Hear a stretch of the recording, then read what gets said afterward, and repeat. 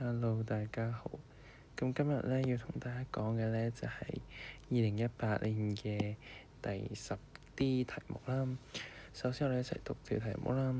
Foreign domestic helpers are paid with a minimum wage at 4,410蚊啦 per month for 2-year contractual periods， 即係合約期啦。In Hong Kong, it is reported that the mainland market is about to open its door to males from the Philippines. So first of all， 呢度咧你見到有個 minimum wage 啦。minimum wage 嘅意思咧就即係代表佢有個 price floor 啦。佢嗰啲 wage 咧係攞嚟去保障一啲低收入嘅人士啦，讓佢哋可以咧有更加高嘅人工啦。咁但係同時咧佢都會有一啲解僱啲人啦，即係比較啲 low skill 就會俾人 discriminate 啦。咁有時咧佢可能會諗到 ASAD model 啦，即係 essay， 咁你就可以諗下啦，俾3秒你諗下有啲咩咁樣啦，可以 stop 咗佢。anyway， 咁首先第一樣嘢 YD 咧就會上升啦 ，C 就會上升啦，跟住咧就係 cost of production 就會上升啦，跟住就SRAS 就會跌啦。咁點解咁？即係有啲人咧就可能會話俾人請，即係俾人請得少咗喎，咁唔係應該個 income 會下降咧？咁但係因為嗰啲係大圍嘅表現啦，咁所以個 即係大圍嚟講咧，個 private consumption expenditure 都係會上升咁樣嘅。OK，so 繼續啦。佢就話咧，嗰啲人咧係會 offer 一個 higher 嘅 minimum wage 喎。咁即係代表咩啊？即係代表啲人走都走唔切啦，係咪先？係啦，唔記得咗講添。minimum wage 咧 price floor 咧，佢幅圖應該係咁樣嘅。咁所以我哋可以一開始咧就已經畫咗一幅圖咧，就係 W1。咁咧就係咁樣。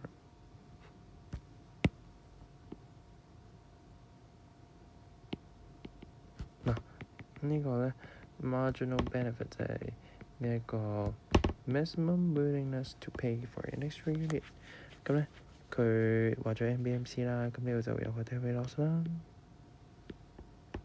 可以寫得靚啲。anyway， 咁呢個係會有個 surplus 嘅。OK， 繼續。咁咧 some employers 咧就 claim that even though we 咧係 offer 呢個係 supplier 講先啦，因為佢 higher 個 minimum wage 啦。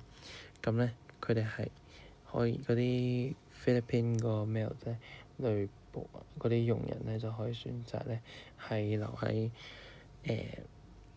香港啊，定係留喺內地啦。咁個 supply 就一定會跌得好勁啦。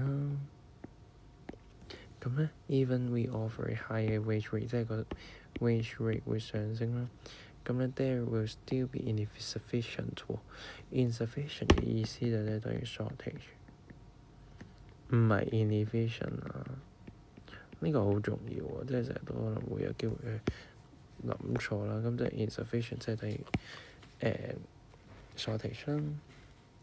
咁就係講話 explain 點解呢個會啱啊 ？explain 係啦，要加 explain 嘅。咁首先咧，第一步係 supply 會下降啦。OK，supply 下降。咁咧佢就話咧會有 insufficient 喎，咁所以咧佢嗰個 wage rate 咧應該係會 increase 嗰個 increase 咧應該係 increase 得細啲嘅。記住呢度唔係 percentage increase 咧，因為佢呢個係 shift 緊線啊，係啦。如果係 shift 係呢啲講緊係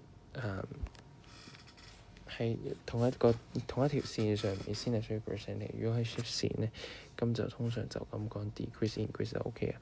咁咧跟住咧佢就會跌啦。OK， 咁呢幅圖咧就記得要標埋嗰個 Q 啦。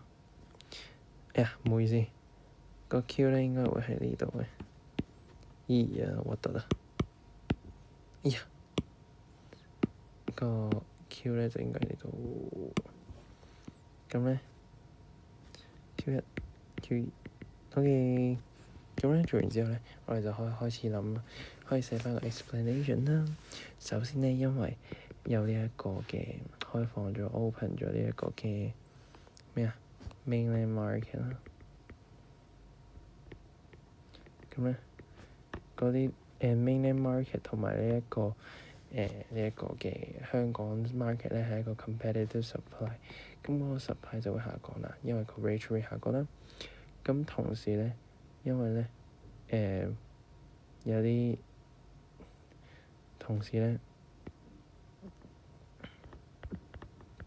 個 wage rate in Hong Kong 係上升咗，但係呢個唔代表係 minimum wage 嘅，純粹係佢講話新呢個 employer claim 得啫，佢話 offer higher 啫，即係佢唔一定關佢 minimum wage rate 事嘅。anyway， 咁咧跟住咧就要講 if 啦，因為咧佢最終嗰個終點咧係會係 inefficient 啦，insufficient 對唔住。咁 insufficient 就係 shortage 嘅意思啦。咁所以你就要 stay 個 condition 咯，因為你而家咧係有好多唔同嘅 case 嘅，你有機會係嗰個係會有 surplus 啊等等啦。咁你如果要有 insufficient 咧，你就要 if supply decrease 咧係要大過 increase in 個 wage rate 啦。咁咧就會有 shortage。OK，咁我哋就講下嗰啲分數分佈啦。咁首先第一個分咧就係呢度啦。shift 線咧通常都有1分嘅。係啦，咁就應該係呢度1分啦，呢度0.5啦，0.5啦，計埋就1分啦。跟住仲有個 shortage 1分啦 ，competitive supply 連 supply 就1分啦。跟住 if 1分啦，有機會係啦，差1樣嘢，所以就話數分好重要，就係你個 Q 咧係會下降嘅。係啦，密下降，咁所以我覺得嗰1分就會擺喺呢度啦。係啦，咁所以就咁樣啦。有咩唔明再問我。